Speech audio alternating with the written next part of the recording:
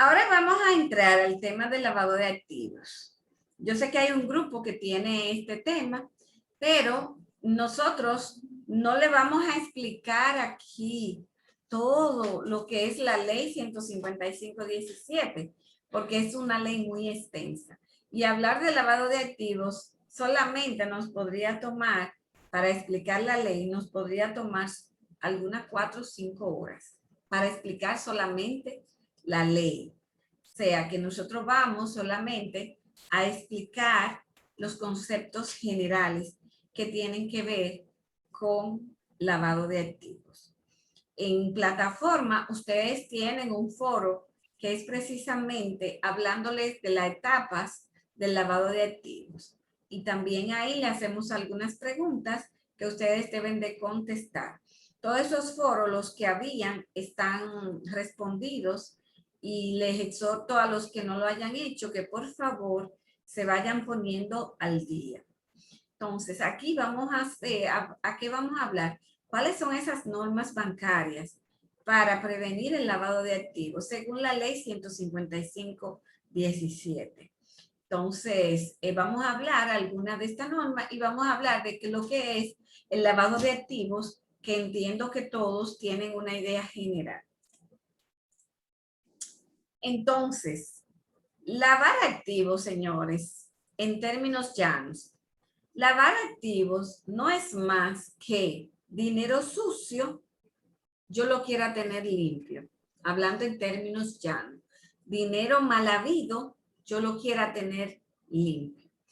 Entonces, ¿qué sucede? Cuando hay dinero sucio, regularmente es en efectivo. El dinero sucio está en efectivo, no en cheques, porque si está en cheque no es dinero sucio, es dinero fruto de alguna transacción que usted haya realizado legalmente en nuestro país o en cualquier país del mundo. Entonces, lavar activos, cuando usted, por ejemplo, fruto del narcotráfico, por ejemplo, hay personas que se dedican al narcotráfico. El narcotráfico todo lo maneja en efectivo y son grandes sumas de dinero que se manejan y dinero que el narcotraficante no encuentra qué hacer con él porque no puede moverse. Porque si se mueve, si va al banco, el banco lo va a identificar. Y vamos a ver más adelante cómo el banco lo puede atrapar. Bien, entonces, lavado de activos, proceso mediante el cual personas físicas o jurídicas, personas físicas somos tú, Mabel, Alba Iris, ¿verdad? Yedelin, yo, somos personas físicas. Personas jurídicas son las empresas. Entonces, las empresas, buenos días, María. Las empresas, ¿qué es lo que hacen? Que deben de estar al tanto con esto del lavado de activos para no fracasar, para no caer en este gancho. Los lavadores necesitan lavar ese dinero. ¿Y cómo lo lavan? ¿Cómo lo lavan? En Estados Unidos, en un momento, en los años 20, en los 1920, por ahí, los lavadores, porque esto de lavar dinero no es nuevo. Siempre ha habido la mafia, siempre ha habido el contrabando. Entonces, incorporar ese dinero al sistema financiero, porque eso es lo que necesitan los lavadores, incorporar todo ese dinero al sistema financiero. Y para incorporarlo se basan en ¿qué? Compraban inmuebles grandes, hasta edificios se compraban, se ponían algunos negocios, por eso se identifica el lavado de activos con una lavadora, porque antes el negocio de la lavadora, y todavía en Estados Unidos, es un buen negocio. Entonces, por ahí se iba y se blanqueaba ese dinero. De blanquear ese dinero también a través de las agencias de vehículos, porque es mucho dinero, los vehículos de lujo, muy, muy costosos, en inmuebles, señores, en prendas preciosas, las pagaban en efectivo y blanqueaban el dinero. Era una forma de usted, del lavador, blanquear ese dinero.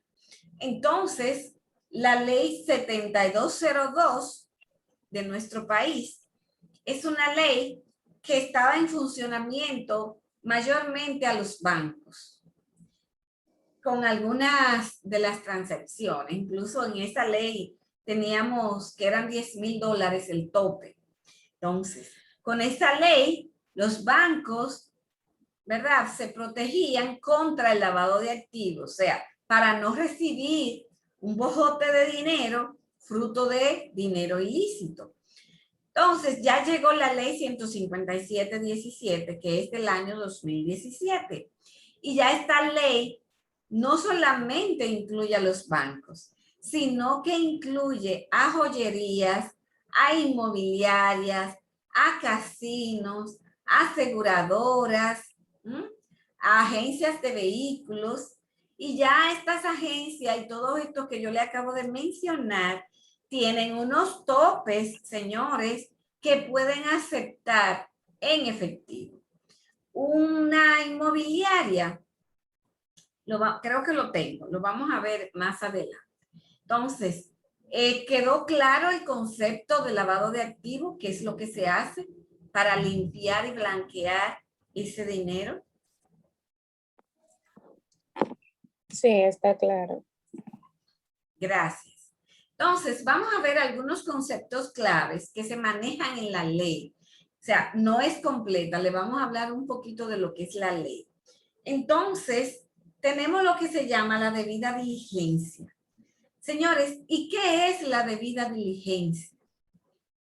La debida diligencia no es más que unos procedimientos que todas estas instituciones que yo le he mencionado, las instituciones financieras, todas las que manejan dinero, las cooperativas, las asociaciones de ahorros y préstamos, los bancos múltiples, las aseguradoras, las joyerías, las inmobiliarias, las agencias de vehículos, los casinos, etcétera, etcétera.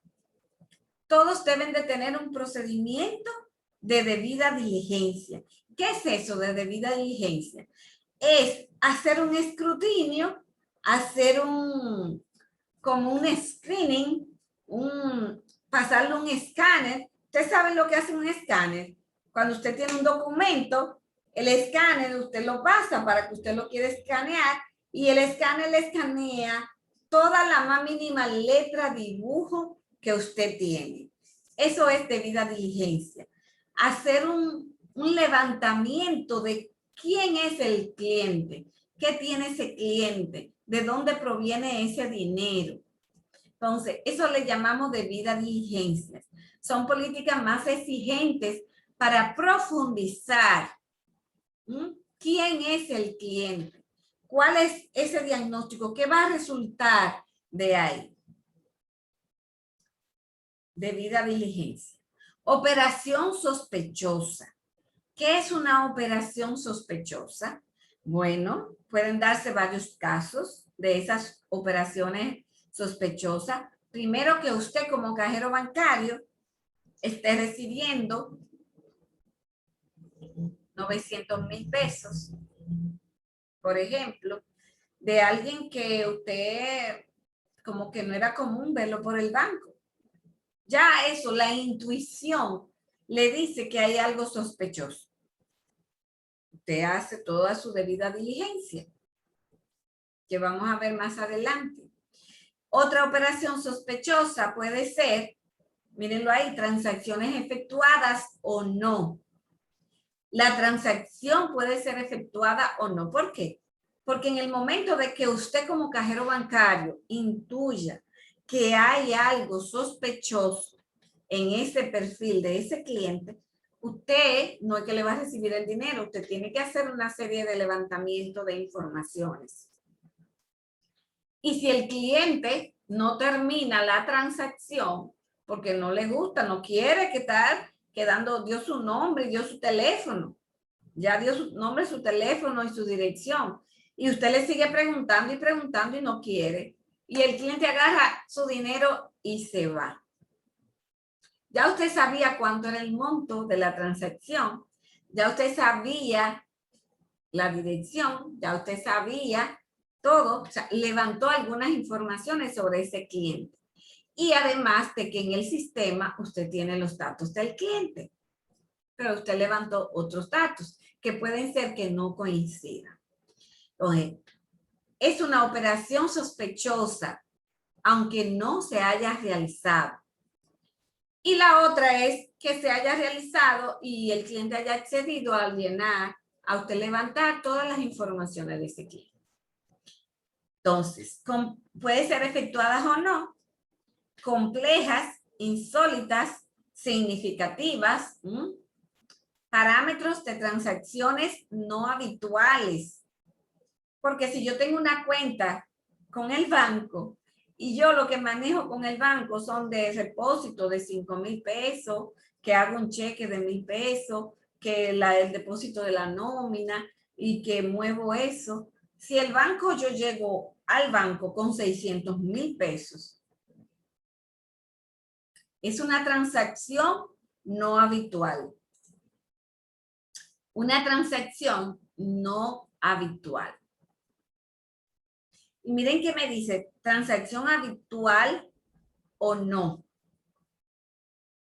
Significativas pero periódicas. Que generen sospecha de estar involucrados en lavado de activos. Bien. Cliente de alto riesgo. Ustedes saben que en nuestro país hay zonas en nuestro país que son más peligrosas que otras. En nuestro país hay zonas que usted la ve que son pueblos muy prósperos, que florecen fácilmente. Hay pueblos que hay muchos Dominican George, como nosotros le decimos. ¿Tienen idea de alguna zona en nuestro país que pudiera ser una zona de alto riesgo? San Francisco. San Francisco de Macorís, una zona de alto riesgo. Cualquier cliente de ahí que mueva cantidades es alto riesgo. ¿Cuál otra zona podría ser de alto riesgo? De aquí mismo de Santiago, profe, también. Hay muchos caderuces que se meten en esa discoteca. Dice Joel David y José Desiderio, me imagino que están juntos, Jarabacoa. Pero fíjense que Jarabacoa es un lugar para invertir por la zona, porque es una zona turística. Al ser una zona turística, la elegimos para invertir dinero, y esas inversiones con esta ley deben de estar protegidas. Entonces dice Laini Santiago, ¿cuál otra zona de nuestro país pudiera ser alto riesgo? Puerto Plata, maestra. Puerto Plata es una zona turística, recuerden, y en las zonas turísticas podría ser. En las zonas turísticas nosotros tenemos más movimiento, ¿verdad? De extranjeros, más movimiento de turistas, y entre esos turistas pueden venir algunos a trabajar, otros vienen a vacacionar y otros vienen a hacer de las de ellos, que vienen quizá huyendo de sus países y quién sabe qué. Entonces, señores, también Santo Domingo. Santo Domingo, yo iba a decir, profe. Santo Domingo, porque en Santo Domingo se mueve mucho peso. ¿Se cómo? Que aquí se mueve mucho peso, en la capital. Sí, porque ahí es que se hacen los cheques, recuerden. Entonces, Santo Domingo también podría ser una zona de alto riesgo. Entonces, ya usted ubica en su mapa cuáles son las zonas de alto riesgo. Usted debiera, cualquier cliente de esa zona pudiera ser un cliente de alto riesgo. Dice que un cliente de alto riesgo es una persona física o jurídica que por la actividad comercial que realiza está expuesta a diversos factores de riesgo relacionados al tipo de cliente, área geográfica, que es lo que acabamos de comentarle, productos, señores, servicios, transacciones, canales de envío, volúmenes de operaciones, entre otros. O sea, un cliente que no tenga un volumen de operación habitual y que de la noche a la mañana tenga un alto volumen, hay que investigarlo. Porque ¿de dónde está saliendo todo ese dinero que está llevando a depositar? Entonces, los bancos deben de cuidarse bastante. Cualquier incumplimiento en una de estas normas que tenemos en la ley 155/17 es penado. Y cuando yo digo los bancos, porque estamos dando caja bancaria, pero también las demás entidades que yo le mencioné, como son las inmobiliarias, ya no pueden aceptar todo ese dinero, que 5 millones, que 3 millones. Las agencias, que 1 millón, 2 millones de pesos en efectivo. Señores, por eso ahora se están utilizando muchísimo más las transferencias, porque el dinero que está en un banco está limpio. Por eso el interés del lavador, de que ese dinero le llegue al banco. Y el lavador, mire, hace cualquier cosa. El lavador, no sé si se da todavía, pero antes se compraban premios de lotería fuertes y le pagaban al dueño de ese dinero, ya ustedes saben. Mucho más dinero de ahí, porque al lavador no le importa pagar más, ni perder unos centavitos más. No le importa, porque es lo que quiere es limpiar su dinero. Por eso, profe, por eso es que hay muchos dealers que de la noche a la mañana tú lo ves muy bonito, muchísimos vehículos, pero tú dices, pero ahí no va nadie a comprar. ¿Y qué es eso? Por mi casa, una calle sumamente que no es concurrente y hay un dealer y yo, pero ven acá, eso está raro. Inmediatamente ya eso para mí es una persona sospechosa. Exactamente, excelente. Entonces, los dealers, señores, tienen que tener muy en cuenta cumplimiento, señores, con esta ley, porque la ley los alcanza. La ley los alcanza a todos ellos.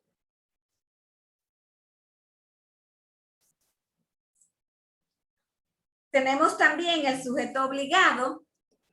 ¿Qué es un sujeto obligado? El sujeto obligado, señores, no es más que aquella empresa o persona, porque también las personas físicas están destinadas, los contadores, los abogados, son profesiones que tienen el alcance de esta ley. ¿Y por qué? Usted dirá, el contador hace mucho maquillaje, hace muchas cuestiones, y el abogado también, señores. Entonces, son profesiones que tienen el alcance de esta ley. Si trabajan con clientes, deben de cumplir y hacer su debida diligencia para ver con cuáles clientes está tratando. Porque un cliente de esto busca un abogado para que le haga unos trámites de unas tierras, por ejemplo. Hay que ver qué es lo que se mueve ahí. El abogado tiene que saber.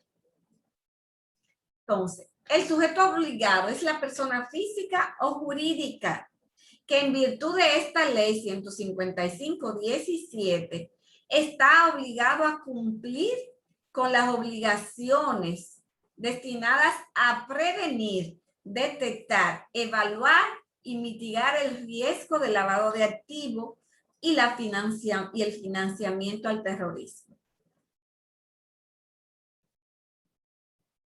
Entonces, es muy importante. Lo que tiene que ver con el financiamiento al terrorismo es un poquito más difícil de detectar, pero porque el terrorismo, por ejemplo, cuando quiere algo, puede ser hasta con un viaje que le pague a una persona para que lleve algo. Le paga un viaje. Por eso en muchas ocasiones, cuando usted va de viaje en Estados Unidos, antes los llevaban a un cuarto Una vez yo fui a Colombia y me metieron a un cuarto y ahí me El hicieron, famoso cuartico, ay mi madre. y me hicieron 25,000 preguntas. Entonces, pero ahora está el cuartico, como quiera, pero ahora están en máquinas y que usted debe de llenar una serie de, como electrónico, usted mismo. Y ahí le va a salir un ticket. Si usted fue agraciado, se va para las preguntas. Si no, le dan el pase, ¿verdad? Eso es como quien dice al azar. Entonces, le hacen. Porque a usted le pueden pagar un viaje para llevar algo. Entonces, para el terrorismo, los terroristas lo que quieren es hacer daño. Acuérdense, los terroristas lo que quieren es hacer daño. Entonces, hay que tener mucha cuenta con eso. Por eso, no sé si vimos esa parte, que los bancos no aceptan dineros de empresas, ¿cómo que le llaman? Se me fue el nombre. Multinivel. De las empresas multiniveles. O sea, usted como cajero bancario, usted no apertura cuenta. O sea, quien le apertura la cuenta al cliente debe de hacer esa debida diligencia, porque los bancos no aceptan dinero de multiniveles, porque los negocios multiniveles, señores, son negocios mal habidos, son negocios que quieren engañar, y quién sabe si ahí hay lavado, si ahí hay terrorismo, qué es lo que hay detrás de eso. Los negocios multiniveles son lo que llamamos, no sé si ustedes se acuerdan de uno que Telex Free, por ejemplo, no sé si llegaron a escuchar sobre eso, que es que usted pone dinero porque le llena la cabeza que usted va a ganar muchísimo dinero. Y Yo me acuerdo. ¿usted acuerda, María? Sí. Sí, entonces tú pones dinero y supuestamente tú vas a recibir grandes beneficios. Y ahí también, tú como ya estás ahí, le dice a tu comadre, le dice al vecino, y ahí se va formando todo el mundo entrando dinero. Y cuando esa gente ya tienen un buen bojote de dinero, se largan, se van. Profe, esa es la que le llamaban de que la rosa. Telefree, la famosa pirámide. Oh, sí, también se formaba en tipo rosa, que Sí, creaba 5 y así. viene siendo igual que la rosa. ¿Cómo fue, Mabel? Que sí, que viene siendo igual que la rosa. Yo la rosa no la escuché, no recuerdo. Era Yo como, tampoco. Yo no escuché la rosa. Yo siempre he escuchado el Telefree. Sí. Siempre. ¿La rosa cuál era, Mabel? era como que yo estaba es como una pirámide igual, pero es una rosa. Entonces van entrando personas a los pétalos. Ya cuando se completa el nivel de arriba, te va pasando al de adentro y luego al de adentro, y cuando llega al centro, entonces se le entrega el dinero. Oh, bueno, pues eso, se le llaman pirámides, y ustedes saben que una pirámide tiene diferentes niveles. Por eso los bancos dicen negocios multiniveles. Entonces, ¿alguna pregunta por el sujeto obligado? Ya con esto, usted el foro que tiene una pregunta, que si los bancos son sujeto obligado. ¿Se acuerdan? Una pregunta que hay. Ya Sí. están en posición de determinar si sí o no, porque ya le hemos explicado esa parte.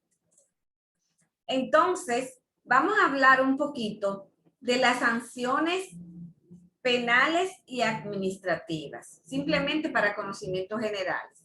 El artículo 3 de la ley 155/17 nos habla de las infracciones penales. ¿Qué es una infracción penal y qué es una infracción administrativa? Bueno, la penal tiene cárcel y la administrativa tiene multas y otras consecuencias.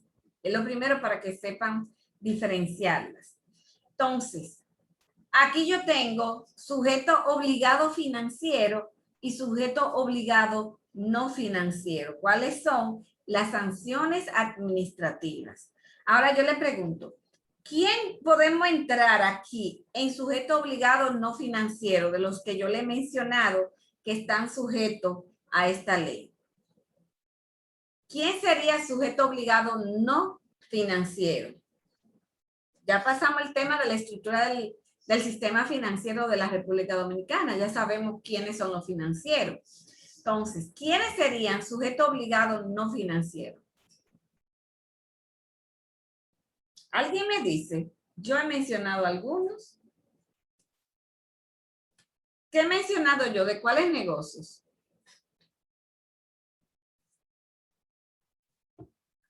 Hello. El que usted acaba de mencionar ahora mismo, maestra, el de multiniveles.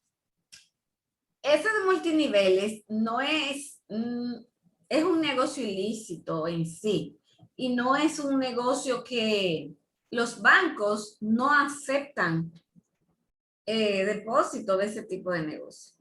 Muchos de los bancos, no sé si habrá alguno que lo acepte. O sea, eso no está alcanzado por la ley porque no es un negocio lícito. Sujeto obligado no financiero, señores. Y sujeto obligado financiero, ¿a quién tenemos? ¿Quién es sujeto obligado financiero? Yo no le estoy hablando de las sanciones, le estoy preguntando quién.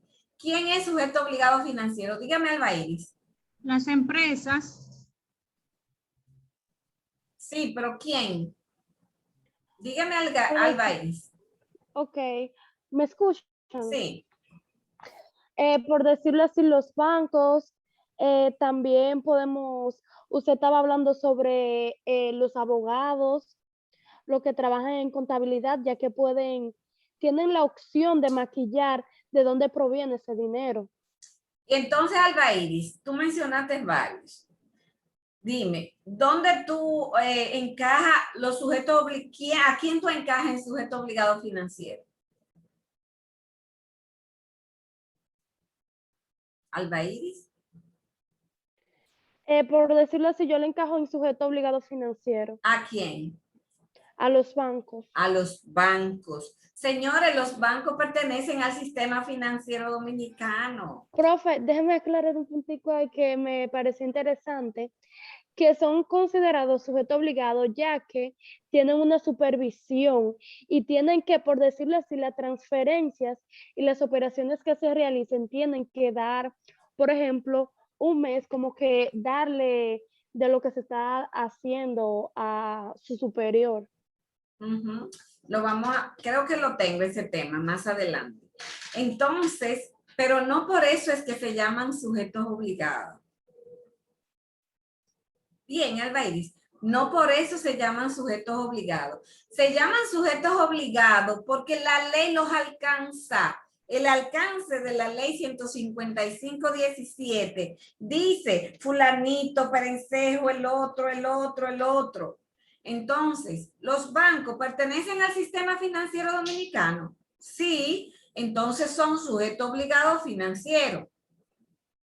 Las asociaciones de ahorros y préstamos pertenecen al sistema, la estructura del sistema financiero dominicano. Sí, entonces son sujetos obligados financieros.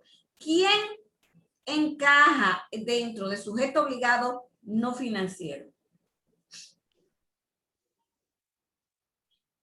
Me parece el que mencionó Alba Iris. Que sí, pero son los abogados. Los abogados, ¿quién más? Contadores. Los contadores. ¿Alguien más estaba hablando? No sé si era Mabel. Yo, no somos obligados financieros. ¿Quién? Nosotros. No. Nosotros no somos sujetos obligados. Yo no soy sujeta obligada financiera. Yo soy contadora, pero si yo no presto un servicio a un cliente, yo no soy sujeta obligada financiera en ese sentido. Ahora, desde el mismo momento que yo me constituya para yo dar servicio solamente de eso, de contabilidad, yo me convierto en una sujeta obligada financiera, en un sujeto obligado no financiero. Financiero. No financiero. Señores, los financieros son los que mueven el dinero. La estructura del sistema financiero, que ya nosotros lo vimos los bancos múltiples, vimos diferentes clasificaciones de los bancos. Ellos son sujetos obligados financieros porque la ley los alcanza. Pregunto, que yo he mencionado varios. ¿quiénes son sujetos obligados no financieros, además de lo que se mencionaron? Dígame, Alba Iris. Profe, una pregunta, no es como un aporte, algo así.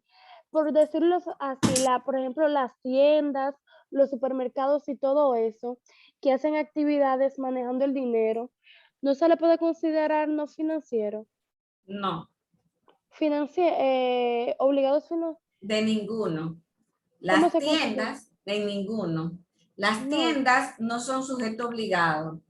Lo primero es que no son sujetos obligados. Si no son sujetos obligados, no entran en financiero y no financiero.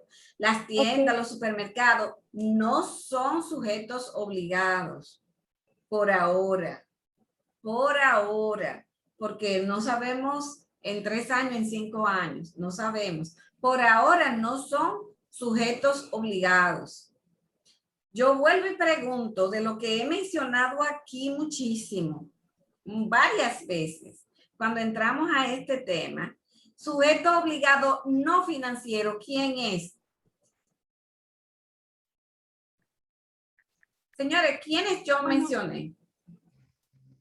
Los comercios que pueden ¿Cuáles? provenir, que pueden lavar activos. ¿Quién?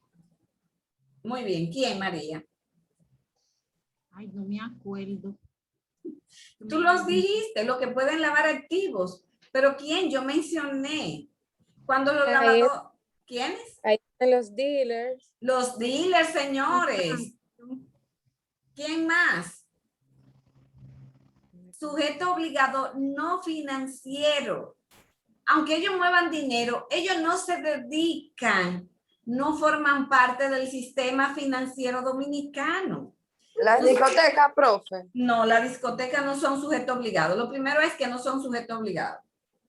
La discoteca no son sujeto obligado. Lo primero que usted debe saber es si la ley lo alcanza. Y si la ley lo alcanza, después, ¿cómo usted lo clasifica? ¿En obligado financiero o en no financiero? Obligado no financiero. Señores, sujeto obligado financiero, todos los que pertenecen al sistema, a la estructura del sistema financiero dominicano. Sujeto obligado financiero, este lado. De este lado, sujeto obligado no financiero, las agencias de vehículos, las inmobiliarias, las joyerías. ¿Mm? Ah, sí, sí, sí. Señores, ustedes debieran tomar su notita de vez en cuando. ¿Por qué? Porque esto yo lo he mencionado varias veces. Entonces ahora cuando le hago la pregunta, porque la joyería no pertenece al sistema, a la estructura del sistema financiero, ni tampoco los vehículos, las agencias, ni tampoco las inmobiliarias no pertenecen a esto. Las aseguradoras están alcanzadas por la ley. Eso es lo primero. ¿Son sujetos obligados? Sí, las aseguradoras son sujetos obligados. ¿Y a qué sector pertenece? Al obligado no financiero. Entonces, debemos de saber. Por ejemplo, los casinos, que también le mencioné, ¿los alcanza la ley? Sí, los alcanza la ley. Entonces, ¿dónde van? ¿En el obligado financiero o en el obligado no financiero? En el no financiero. Exacto. Porque el casino no se dedica a lo que se dedica a un banco. Exacto. Y tienen un límite. O sea, bien. Profe, Entonces, también se puede, perdón, que también se pueden incluir en los no obligados, en los sujetos obligados no financieros a las bancas de lotería. Porque las la bancas, ley, las bancas en sí, se están tomando sus precauciones. Pero ustedes saben que las bancas lo que están recibiendo es mucho dinerito del pueblo. Reciben dinero del pueblo. ¿Qué es lo que podríamos tener ahí? Alguien que se haya sacado un buen premio, que lo quiera intervenir, o sea, otra persona como yo le decía, que el lavador puede comprar un premio. El lavador pudiera comprar un premio. Bien, entonces, los sujetos obligados financieros tienen sanciones administrativas muy graves de 5 a 10 millones, graves de 2,5 a 5 y leve de 1 millón a 2,5 millones de pesos por cada infracción que cometan. Y los sujetos obligados no financieros tienen muy grave de 2 a 4 millones, grave de 1 a 2 millones y leve de 300,000 hasta 1 millón. Entonces, esas son las sanciones administrativas. Entonces, ¿qué más contiene la ley? La ley habla de un programa de prevención, que es un programa de cumplimiento. Los agentes de cambio, porque todavía hay agentes de cambio. ¿A qué sector pertenecen los agentes de cambio, señores? ¿A qué sector pudieran pertenecer los agentes de cambio? Lo que canjean divisa. ¿A cuál? Al sujeto Financiero. obligado no financiero. No. Pertenecen al sujeto obligado financiero. Financiero. Sujeto obligado financiero.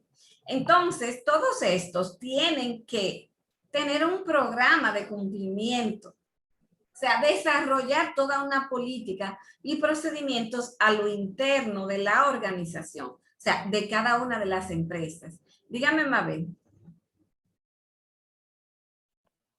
Entonces, profe, que yo tengo esta duda todavía. Los obligados financieros son los que manejan dinero físico, que se mueve. Y los no financieros es así, más o menos. Todos manejan dinero. Pero, por ejemplo, acuérdense que nosotros ya vimos la estructura del sistema dominicano, del sistema financiero dominicano. Y, por ejemplo, los agentes de cambio reportan a la superintendencia de bancos. Los agentes de cambio reportan a la superintendencia de bancos. Los bancos reportan a la superintendencia de bancos. Y en la superintendencia, ¿qué es lo que hace? Supervisa todas las instituciones, todo lo que es el sistema, lo que están por debajo en el sistema en la estructura del sistema financiero. Pero es así, Mabel, porque todos manejan dinero, porque la agencia de vehículos maneja dinero, pero ya tienen su límite. Ahora el banco, usted puede llevar 1 millón de pesos al banco y lo puede el banco recibir, porque el banco se dedica a recibir dinero. Usted puede llevar 2 millones al banco y el banco lo va a recibir. Ahora, a una agencia usted no puede llevar 2 millones de pesos. A una inmobiliaria usted no puede llevar 2 millones de pesos. A un casino usted no puede llevar 2 millones de pesos. Bien. Entonces, es un programa que deben de desarrollar con política, con procedimiento, que tiene que ver con ¿qué? Con identificación, identificar cuáles son sus clientes, deben medirlo constantemente, deben de tener ese control, deben de tener un plan de mitigación de riesgos, porque todos esos procedimientos deben de estar basados en riesgos y deben de tener ese monitoreo, ¿verdad? No es que hicieron todo eso y ya, no, eso es constante y eso continúa.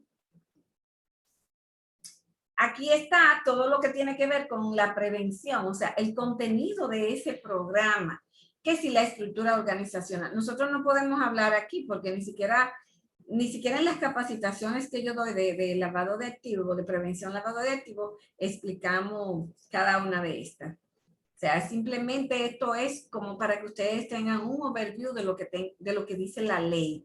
O sea, le ponen una multa si no tiene ese programa de cumplimiento. Todas las instituciones que yo le he mencionado deben de tener un oficial de cumplimiento que se dedique nada más a monitorear y a gestionar este programa. Y deben de estar constantemente capacitándolos, aunque se lo sepan todo. Simplemente para estarles recordando de que esto tiene penalidades, tiene multas. Entonces, Hay una estructura que deben de definir, una política de aceptación de cliente que también debe de definir. Profe, ¿Sí? y una pregunta. Ese personal de sistema de monitoreo, ¿ese personal se encuentra en cada establecimiento que usted acaba de mencionar? Por ejemplo, en los casinos, en las empresas de bienes raíces. ¿Es un personal que se encarga, que siempre está ahí?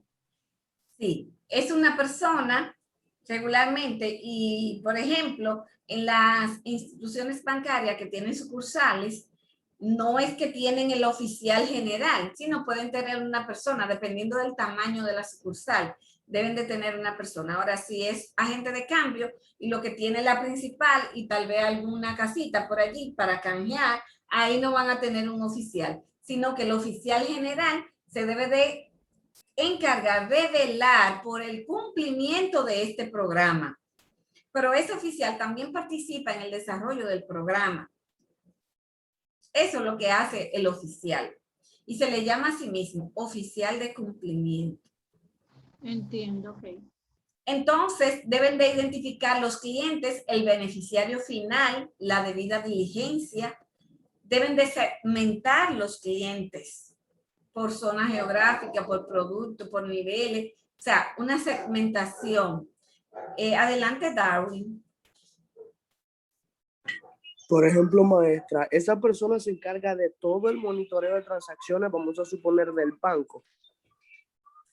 Sí, es una persona que se encarga por el contenido, se cubra el programa, se le dé cumplimiento, por eso el nombre. Ahora bien, ese oficial de cumplimiento, dependiendo de la magnitud de la institución o de la empresa, va a tener más personas, porque una sola persona, dependiendo del tamaño, una sola persona no es posible que lleve a cabo el contenido, o sea, el cumplimiento, porque los bancos se manejan en sistemas y por sistemas, desde que una persona está manejando una suma de $15,000 o más, hay que generarle un formulario,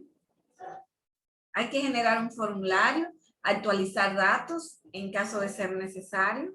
Entonces, ¿qué es lo que va a hacer? Esa persona de cumplimiento va a tener reportes y va a haber transacción y va a decir, ah, pero mira esta transacción, no se le llenó el formulario, déjame ver qué pasó, fulanito, o no se generó en el sistema, los bancos lo tienen automatizado eso.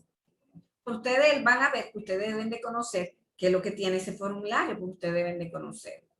Dígame, Darwin.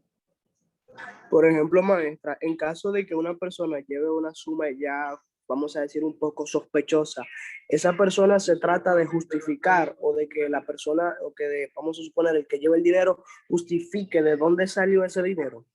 Justifica de dónde salió el dinero. Si es un cliente que ya está creado, si es un cliente nuevo, le van a hacer todas las preguntas. Por eso ahora los bancos, si usted tiene una cuenta y la cuenta no le dio movimiento, cuando usted vuelva a depositar, usted se tiene que ir a sentar allí, como quien dice, el banquillo de los acusados, a que le hagan todas las preguntas y que actualice y que esto y todo eso.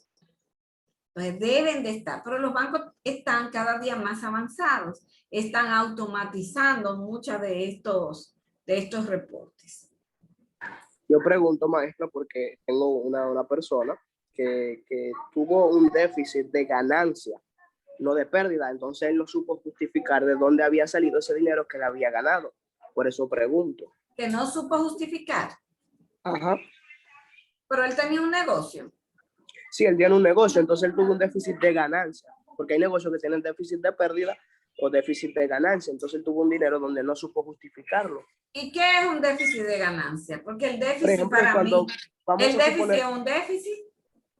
Cuando tú ganas, vamos a suponer que tu empresa o tu negocio al mes haya hecho 300,000 pesos y que, por ejemplo, de la nada aparezcan 350,000. Ya tú tienes un déficit de ganancia que tú tienes que justificar de dónde salieron esos 50. Cuando ya están acostumbrados a que tu negocio como máximo al mes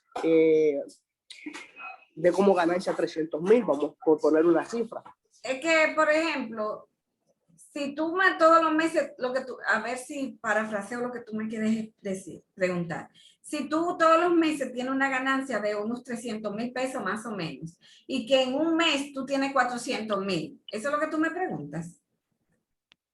Sí, maestro.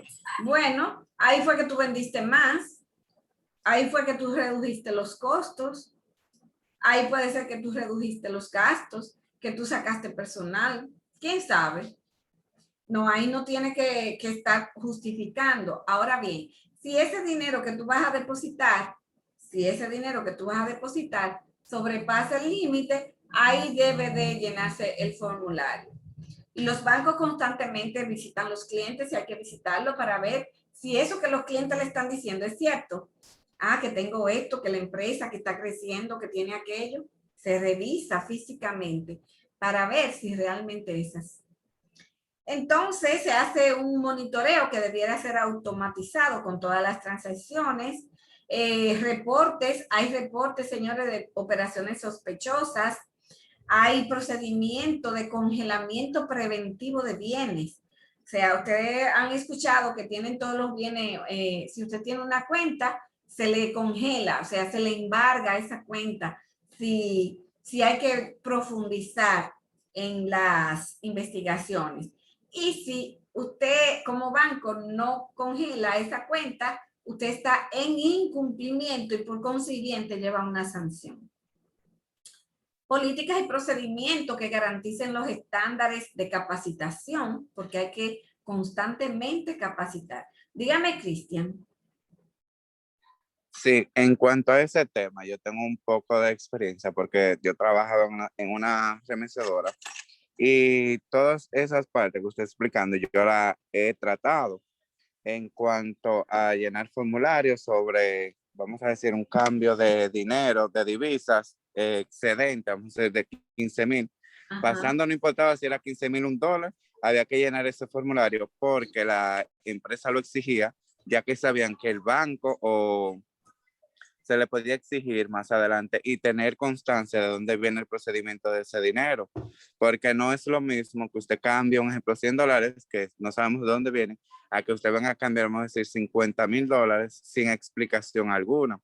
Y todo eso lleva su control para que así, vamos a decir, si usted vuelve, ya se tiene ese control ahí, ese registro, y solamente si faltó algún dato o agregarle uno nuevo, tener ese documento.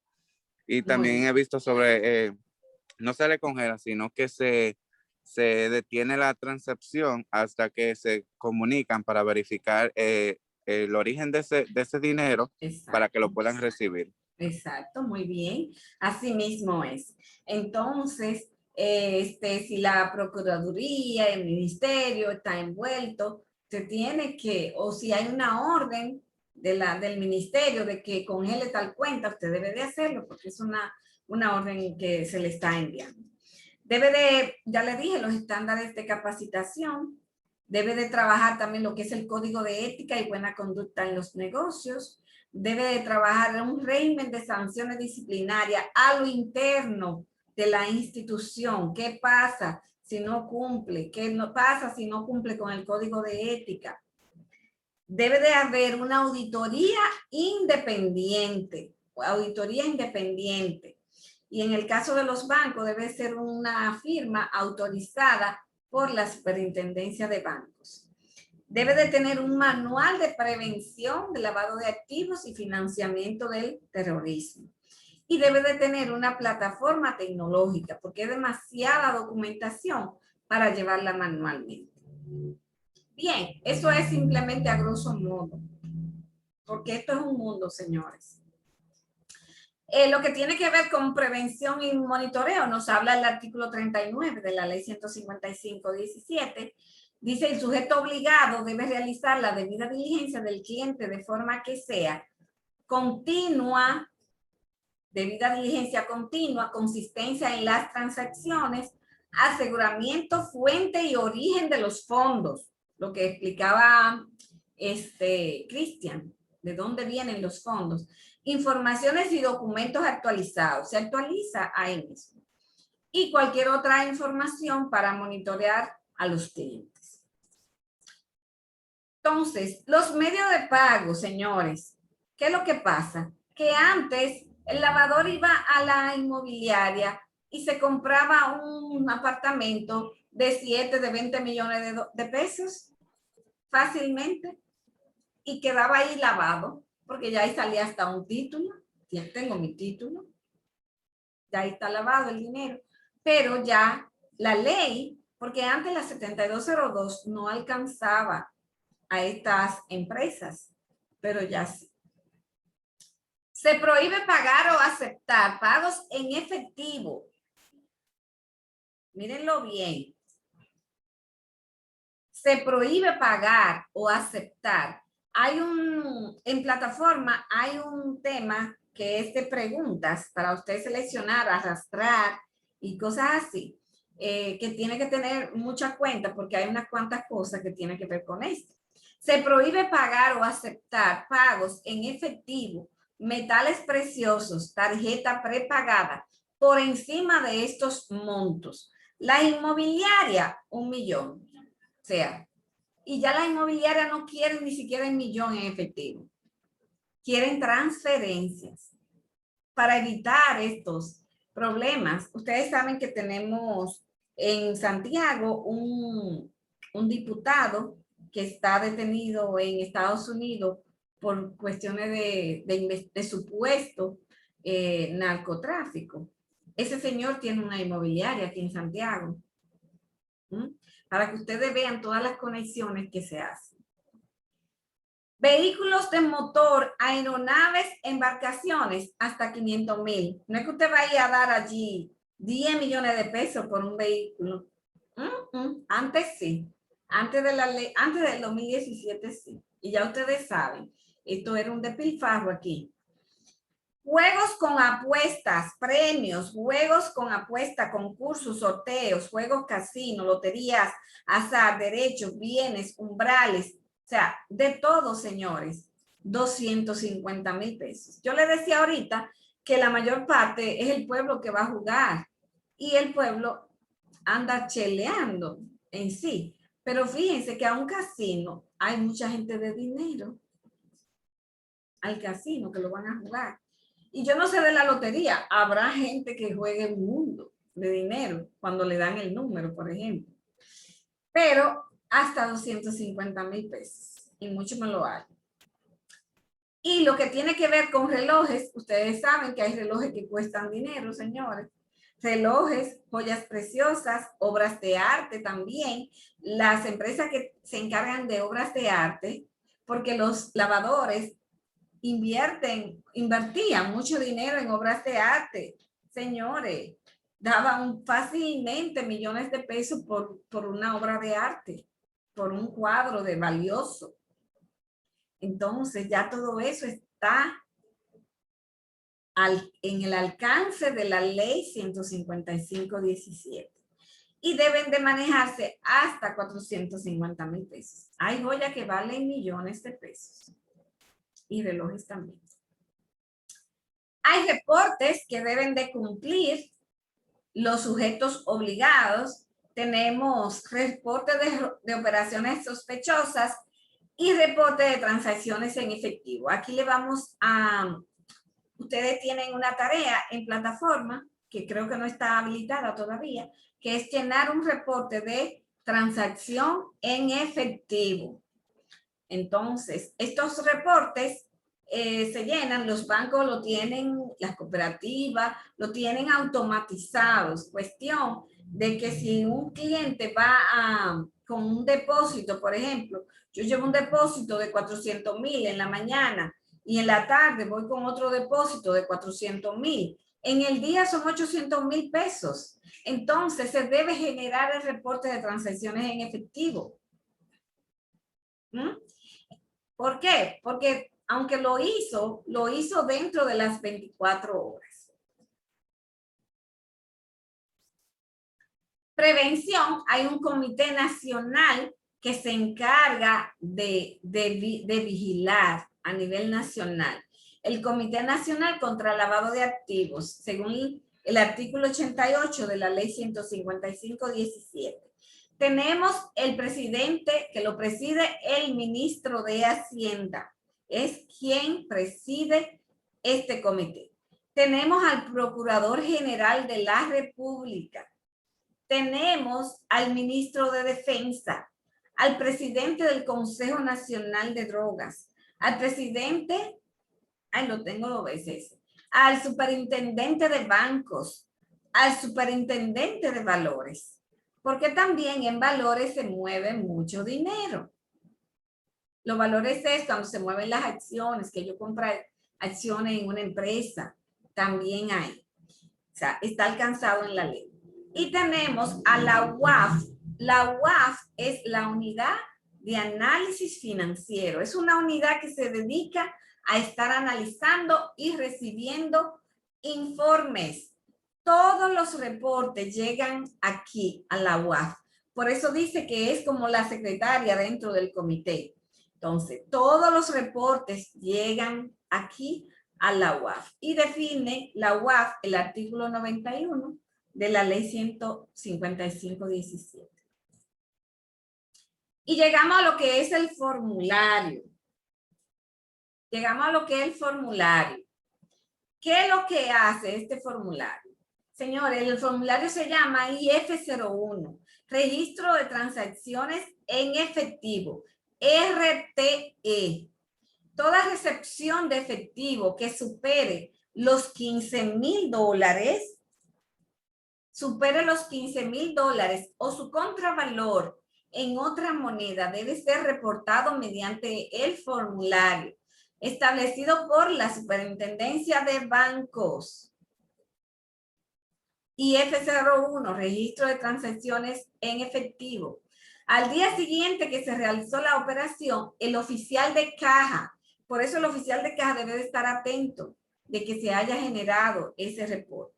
Deberá generar reporte de transacciones que sobrepasan el límite. O sea, ¿cuáles transacciones? De $15,000 en adelante. 15,001 ya sobrepasó. Entonces, fíjense que no es $15,000 nada más. También puede ser su equivalente en pesos dominicanos. Si son euros, su equivalente en pesos dominicanos. Si es en dólares. Si es en euros, si es en pesos. Pero si es en una moneda extranjera, se debe de convertir a la moneda local. Una vez realizada la validación, a más tardar 2 horas después de haber iniciado las operaciones de la oficina de financiera y monitoreo, debidamente completado y sellado por el empleado actuante. ¿Cuál es el empleado actuante? Usted que se está preparando para ser cajero bancario. Ese formulario debe estar firmado y sellado. Los formularios físicos serán archivados, se archivan por un periodo de 3 meses, se quedan ahí. Pasado dicho plazo, deben de ser remitidos a la División de Inteligencia Financiera y Monitoreo de la institución bancaria. Esos son los bancos a lo interno. Pero esos registros van a la UAF. Pero el cajero no es que lo manda. ¿Alguna pregunta, señores? Para que pasemos a explicarle el formulario así a grosso modo. ¿Alguna pregunta?